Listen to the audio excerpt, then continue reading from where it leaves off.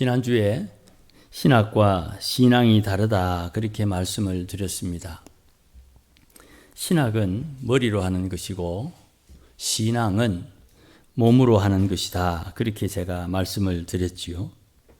그러니까 신앙이 좋다, 신앙이 나쁘다 이런 평가는 말로 하는 것이 아니고 말과 행실로 판단을 받는 것입니다.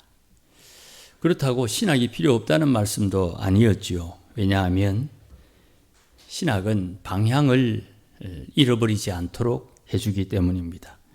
그러니까 교회의 지도자들인 목사나 장로님들은 반드시 신학적인 지식이 필요한 것입니다. 그렇기 때문에 신앙은 믿는 대로 살아내어야 되는 것입니다.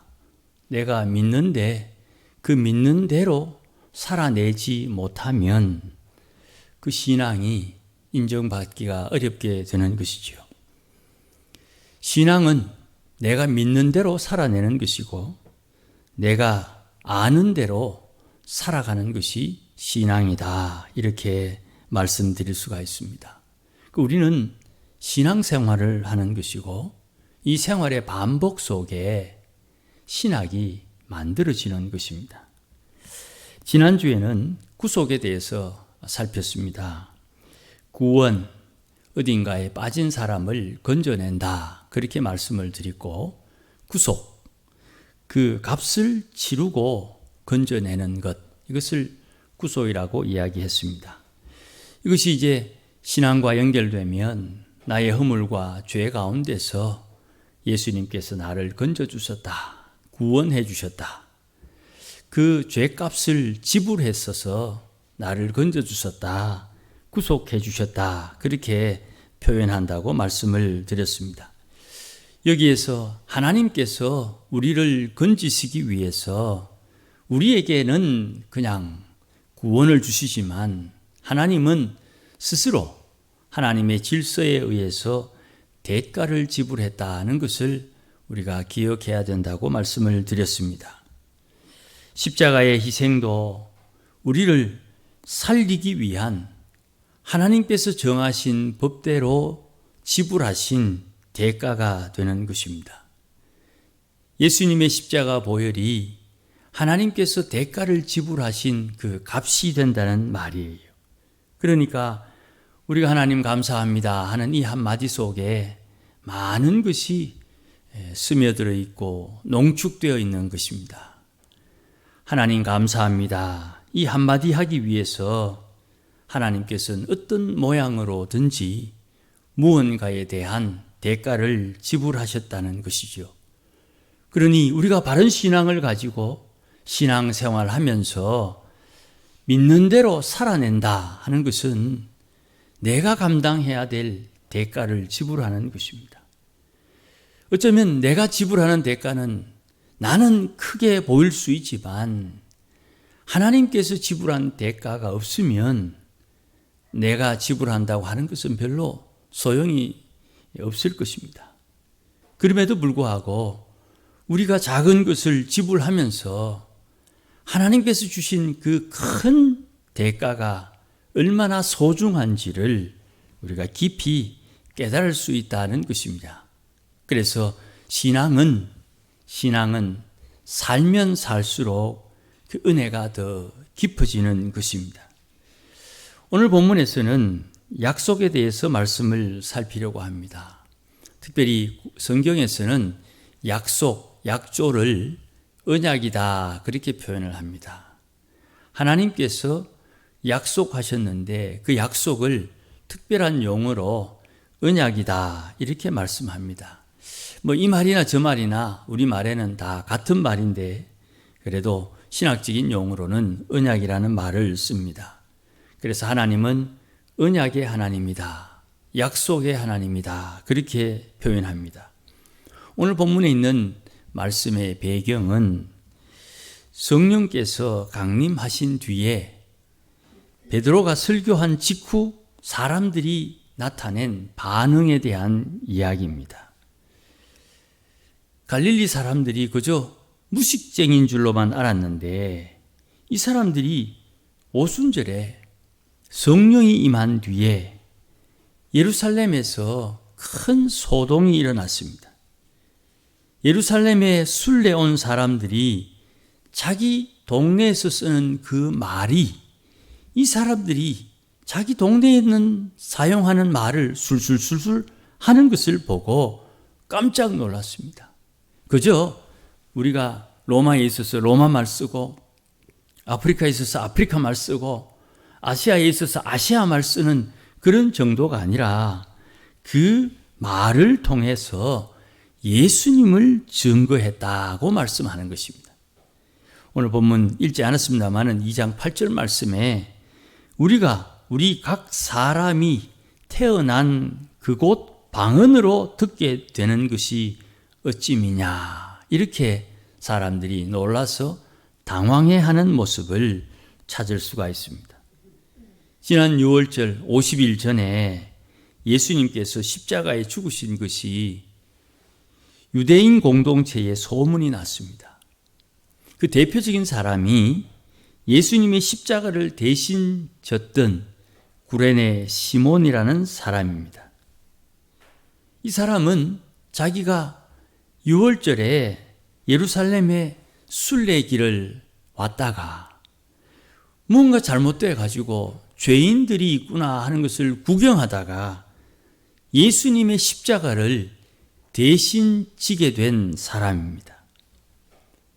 이 사람이 평상시의 생각대로라면 죄가 없는데 죄인들이 지는 십자가를 대신 지면서 마치 사람들의 야유에 자기가 죄인 된 것처럼 대접을 받고 죄인 된 것처럼 자기가 느낌을 받았던 거예요. 이게 참 억울한 일이지요. 그리고 그가 죄인의 죽음을 목격하고 그 사람은 그냥 집으로 돌아갔어요. 그리고 집에 가서 내가 이번에 예루살렘에 갔다가 참 좋지 않은 경험을 했다. 누구 십자가를 지고 가길래 그거 구경하러 갔다가 그 사람 십자가를 내가 대신 져줬다. 그때 참 얼굴이 부끄럽고 내가 죄인 된 것처럼 나는 죄인이 아닌데 내가 십자가를 대신 지는 이것이 너무너무 속상하고 억울하고 괴로웠다. 이런 이야기를 했겠지요. 그런데 말입니다. 이 구레네 시몬 가족이 시간이 흘러서 그때 예루살렘에서 죽은 그 사람이 하나님의 아들이라는 것을 전도자를 통해서 듣게 됩니다. 그리고 그 가족들이 예수님을 믿게 돼요. 이건 제가 지어낸 일이 아니고 로마에 사는 사람들은 이 사건을 다 알고 있었어요.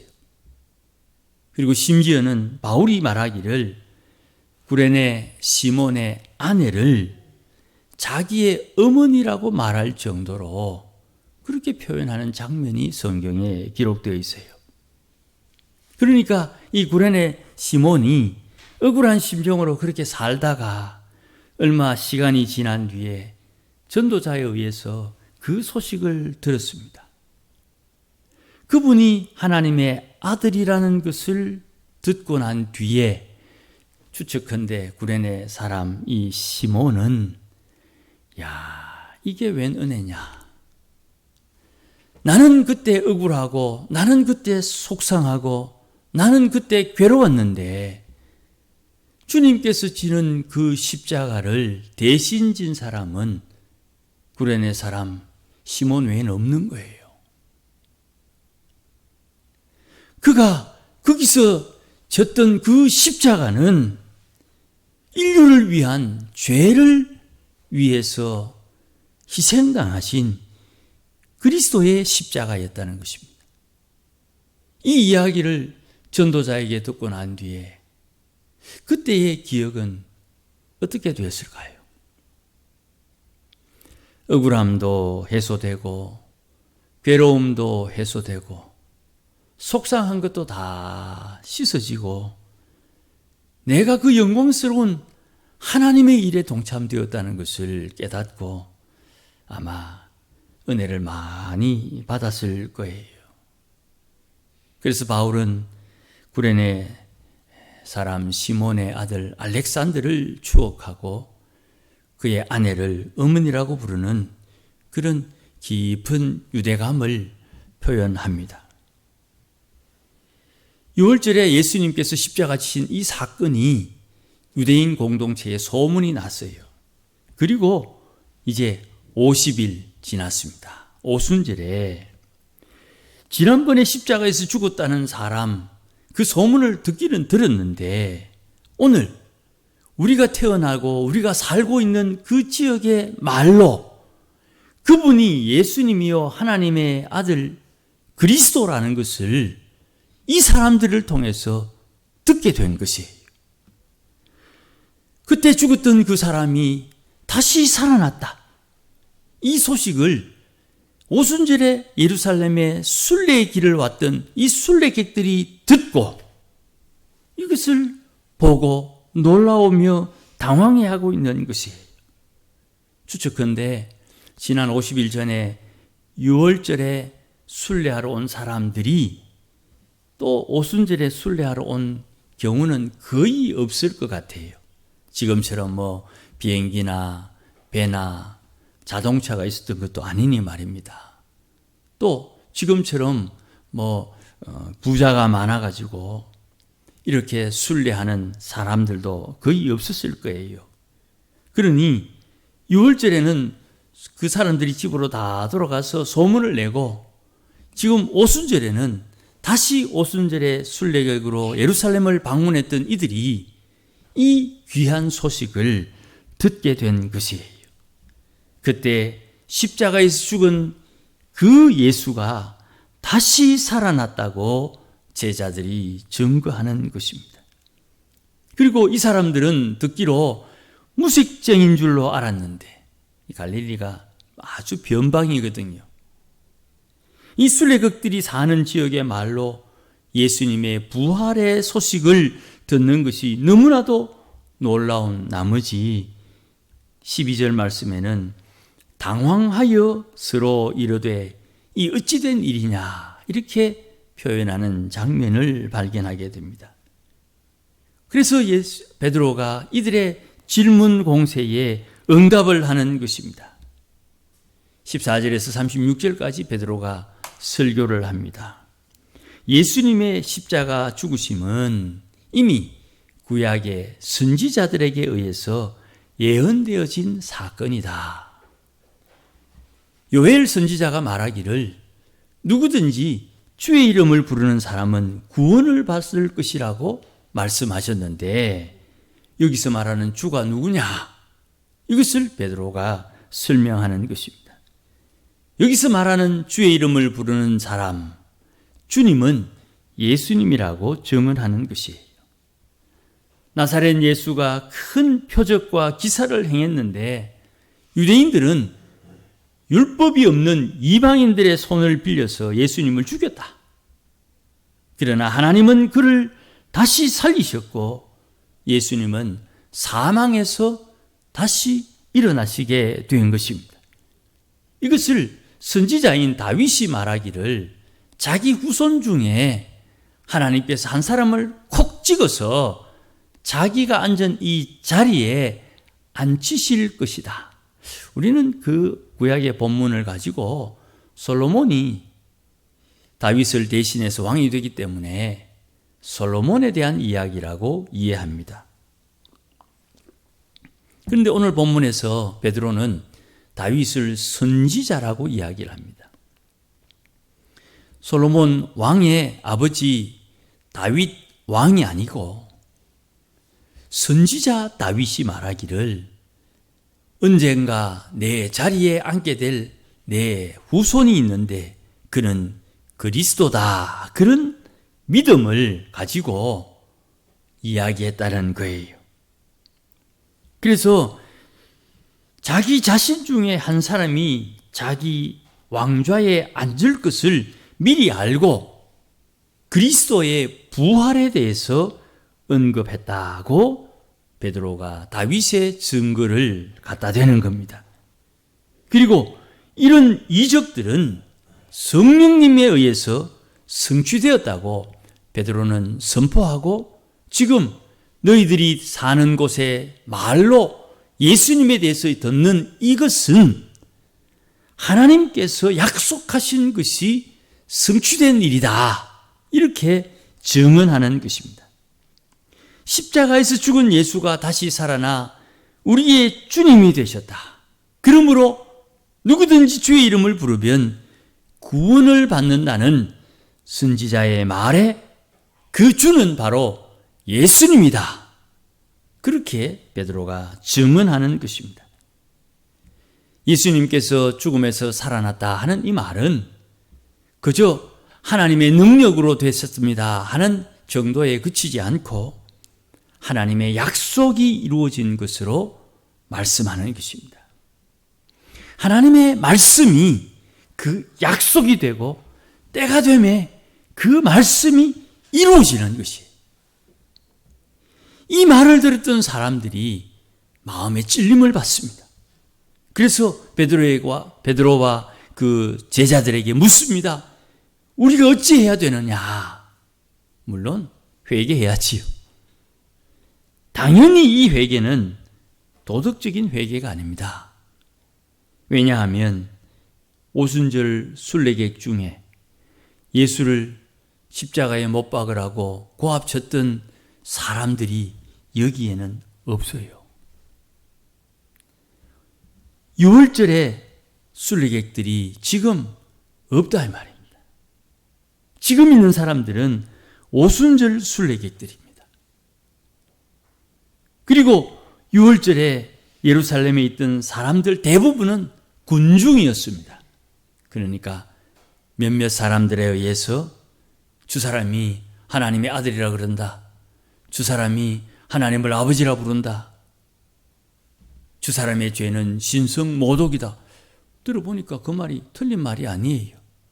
주 사람은 어떻게 해야 되는가? 당연히 죽여야지. 하나님의 이름을 망령되어 일컫는 사람을 어찌 살려둘 것인가? 그냥 들은 소문에, 들은 풍문에 하나님의 이름을 망령되어 일컫는 사람은 죽여야지. 그래서 단순 동조한 군중이었단 말입니다. 그런데 이 사람들은 그때의 그 자리에 없었음에도 불구하고 그 일을 자기가 지은 죄로 이해하고 있다는 것을 발견하게 됩니다. 이 말은 이런 뜻이에요. 이스라엘 사람들은 주님께서 선지자를 통해서 약속하신 메시아가 올 것을 기다리고 있었는데, 메시아가 왔는데도 불구하고 메시아를 알아보지 못하고 그를 죽음에 몰아낸 그 죄를 그들은 동조하고 이해하고 있다는 말이에요. 그리스도를 죽인 죄를 깨닫게 되었다는 말이에요. 그래서 우리가 어찌해야 되느냐? 하나님께서 약속하신 대로 우리에게 보내신 메시아를 우리가 죽였는데 어찌해야 되는지 묻는 거라는 말씀입니다. 그 답은 회개해야지요. 여러분, 이 말은 굉장히 중요합니다. 이스라엘 사람들에게 메시아를 받았는데 그 메시아를 죽였다는 말은 하나님의 일을 방해한 것이에요. 하나님을 대적한 것이고 하나님을 인정하지 않은 것이에요. 얼마나 큰 죄입니까? 그런데 그 죄도 회개하면 된다. 아무리 큰 죄도 회개하는 것이 중요한 것이에요. 아이고, 내가 너무너무 많이 회개해갖고 이제는 하나님 얼굴 볼 면목이 없네. 회개 이제 못하겠다. 그건 믿음이 아니에요. 회개는 끊임없이 우리 가운데 하나님을 인정하지 못하고 하나님을 대적하고 하나님 편에 서지 못하는 것을 하나님 앞에 돌이키고 하나님 앞에 돌이키는 거예요. 회개해야지요. 그러니 회개는 예수님을 그리스도로 인정하는 것에 있는 것입니다. 그래서 회개표를, 회개했다는 증거를 예수님을 그리스도로 믿느냐? 예, 믿습니다. 그러면 세례를 주는 거예요. 세례는 예수 믿는다는 표시예요. 세례 받음으로 구원받는 것이 아닙니다. 구원은 믿음으로 받는 것이에요. 예수님을 그리스도로 믿습니까? 예, 그러면 구원받는 거예요. 그런데 구원받는다, 예수님을 그리스도로 인정한다는 표시를 세례로 내는 거예요. 그러면 세례를 받으면 죄 사함을 받고, 오늘 본문 말씀 38절입니다. 베드로가 이르되 너희가 회개하여 각각 예수 그리스도의 이름으로 세례를 받고 죄 사함을 받으라. 세례를 받으면 죄 사함을 받는다. 예수님을 그리스도로 믿으면 죄 사함을 받는다. 동일한 것입니다. 세례를 받음으로 죄 사함을 받는 것입니다. 그러면 죄 사함을 받으면 비로소 성령을 선물로 받는다. 성령이 임재한다. 그렇게 되어 있어요. 자, 그러면 우리가 한 가지 질문할 수 있습니다. 성령이 임하려면 누구든지 회개를 해야 돼요. 나에게 죄가 있습니다. 그러면 성령이 임하려면 그 죄를 회개해야 되는 거예요. 죄가 있는 곳에 하나님께서 역사하지 않습니다. 이 말은 또 좀 어렵습니다. 죄 있는 곳에 하나님이 역사하지 않는다는 이 말은 내게 죄가 있으면 내가 말입니다, 죄의 종이 되어서 하나님을 대적해요. 하나님을 대적한다는 말은 하나님의 영이 함께하고 있지 않다 이 말입니다. 하나님의 영이 함께하려면 하나님을 대적하는 마음이 아니고 하나님을 받아들여야지요. 하나님을 받아들이는 자세, 마음, 태도, 이것을 회개라고 말하는 거예요. 그러니 회개는 우리가 쉽게 이해하는 것처럼 절대로 도덕적인 것이 아니에요. 회개는 하나님을 받아들이고 하나님을 인정하고 하나님의 말씀을 인정하는 거예요. 범사에 그를 인정하라. 그리하면 하나님께서 너희를 도우시리라. 할렐루야. 하나님 앞에 회개한다는 말은 하나님의 성령의 종이 되고 성령의 인도함을 받고 하나님의 사람이 되기를 결심하는 거예요. 그러나 세상은 이것을 아주 우습게 여깁니다. 그래, 죄 짓고 난 뒤에 회개합니다 하면 다 용서해 주고, 그러면 그 뒤치다거리는 어떻게 할 거냐? 이렇게 말하는 사람도 있어요. 여러분, 죄를 지었으면 죄값을 치러야지요. 그러니 도로교통법 어기면 벌금 내야지요. 3만 원. 문제는 뭐냐 하면 이것이에요. 하나님 앞에 죄를 인정하고 하나님 앞에 하나님의 도움이 필요하다고 구할 수 있는 믿음이 있으면 그 다음의 것은 하나님께서 공급해 주시고 채워주시고 하나님께서 책임져 주시는 거예요. 왜 그렇습니까? 그것은 하나님의 약속이기 때문이에요. 제가 종종 말씀드리지 않습니까? 손에 무언가 쥐고 있습니까? 하나님께서 쥐고 있는 것을 달라고 합니다. 왜요? 그거 인생에 별로 도움이 안 되니까. 그거 쥐고 있으면 더 큰 것을 받지 못하니까. 그것이 생명이 소망이 아니니까 하나님께서 네 손에 있는 걸 다오 합니다. 그래서 우리가 내 반드시 죽을 목숨을 주를 위해서 드렸더니 주님께서 우리에게 영생을 주시는 거예요.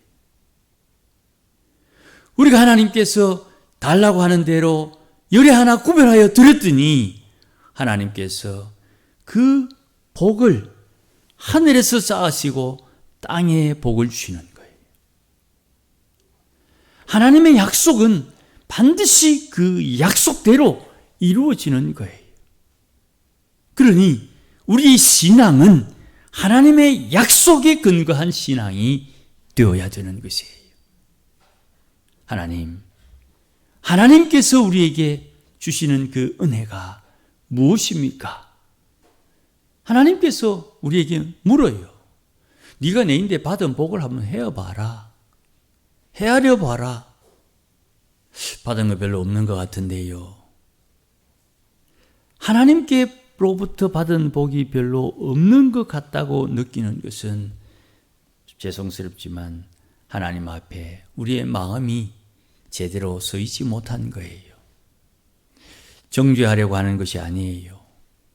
하나님의 은혜를 은혜로 깨닫지 못하는 것은 우리 마음에 아직도 많은 것이 때처럼 끼어 있는 거예요. 하나님께서는 오늘도 우리에게 말씀합니다.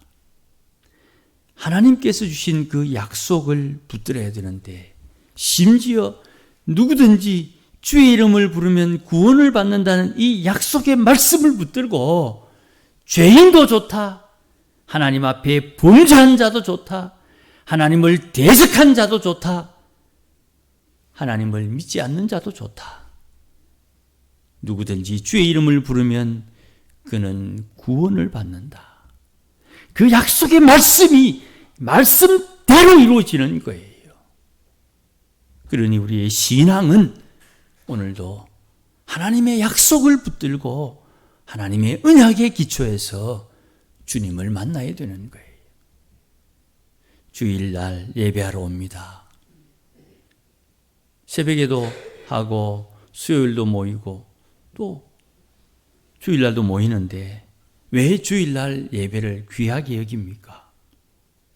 그날은, 오늘은 하나님께서 약속하신 대로 안식하는 날이요, 하나님 앞에 예배하는 날이요, 하나님께서 거룩을 선물로 주겠다는 약속 때문에 하나님 앞에 예배하는 거예요.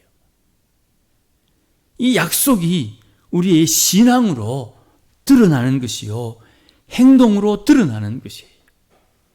그러니 잊지 마십시다. 우리의 신앙생활의 기초는 하나님의 약속에 기인해야 되는 것입니다. 그리고 하나님의 약속이 내 마음에 새겨져 있으면 그 약속대로 하나님은 일하시는 거예요. 오늘 우리 교동문 읽었던 데도 마찬가지죠. 죄를 짓지 않기 위해서 하나님의 말씀을 내 마음에 두었나이다. 하나님의 약속에 죄를 이기려면 하나님의 말씀이 내 마음에 새겨져야 되는 것이에요. 말씀을 새기는 방법은 말씀대로 살고, 말씀대로 살지 못함을 회개하고, 말씀대로 살겠다고 결심하는 것에 반복으로 내 마음에 말씀이 새겨지는 것이에요. 사랑하는 여러분, 하나님은 언약을 따라 일하십니다. 하나님은 오늘도 우리에게 약속이 있는지를 묻습니다. 그리고 하나님 앞에 답답해서 주여 나를 도와달라고 하나님 앞에 부르짖을 때에 표시를 내놔봐라. 표시를. 네가 그렇게 부르짖는데 내가 너를 도와줘야 될 표시를 내봐라 할 때에 하나님의 약속을 내놔야 되는 겁니다. 그게 내가 하나님을 위해서 이 일을 했습니다, 내가 이런 일을 했습니다, 그것이 아니고 하나님의 약속의 말씀을 내어놓고 주님 약속하신 대로 하나님 은혜를 달라고 하나님 앞에 요청하는 겁니다. 주님께서 그리하라고 찾으라, 구하라, 두드리라. 그렇게 주님께서 말씀하신 거예요. 사랑하는 여러분, 하나님께서 주신 약속 내 마음에 새기고 있으면 반드시 응답해 주시는 겁니다. 약속의 하나님을 우리는 아버지라고 부릅니다. 하나님께서 우리에게 약속을 주시고 그 약속대로 우리에게 은혜를 주십니다. 그 하나님을 아버지라 부르는 우리가 오늘도 하나님 자녀다운 삶을 살고 자녀의 권세를 누리고 자녀로서 하나님을 기쁘시게 하는 이 아름다운 삶을 살아야 됩니다. 이것을 신앙이라고 하는 것입니다. 오늘도 하나님과 동행하는 우리 모두가 되기를 주의 이름으로 축복합니다. 기도하십시다. 하나님 아버지 고맙습니다. 부족하고 연약해도 늘 주의 사랑 가운데 품어주시고 인도하여 주시니 참으로 감사합니다. 하나님 아버지, 오늘도 하나님의 백성들 하나님의 약속 붙들고 믿음으로 살게 하시고 주의 약속을 가슴에 잘 새겨서 하나님 약속하신 대로 주의 뜻이 이루어질 그날에 하나님 앞에 영광 드러내는 주의 백성들이 되게 하여 주시옵소서. 오늘도 하나님을 신앙하는 믿음으로 살게 하시고 그 영광을 보게 하여 주시옵소서. 예수님의 이름으로 기도하옵나이다. 아멘. 이제는 우리 주 예수 그리스도의 크신 은혜와 하나님 아버지의 극진하신 사랑과 성령님의 감화 감동 위로 충만하심이 오늘도 하나님을 사랑하고 하나님의 약속을 따라 주와 동행하며 하나님 나라 이루어 주 앞에 영광 돌리기를 소원하는 모든 믿음의 권속들 심령 위에, 가정 위에, 일터 위에, 자녀들 위에, 기도하는 기도의 제목들과 우리 교회 위에 이제로 영원토록 함께 계실지어다. 아멘.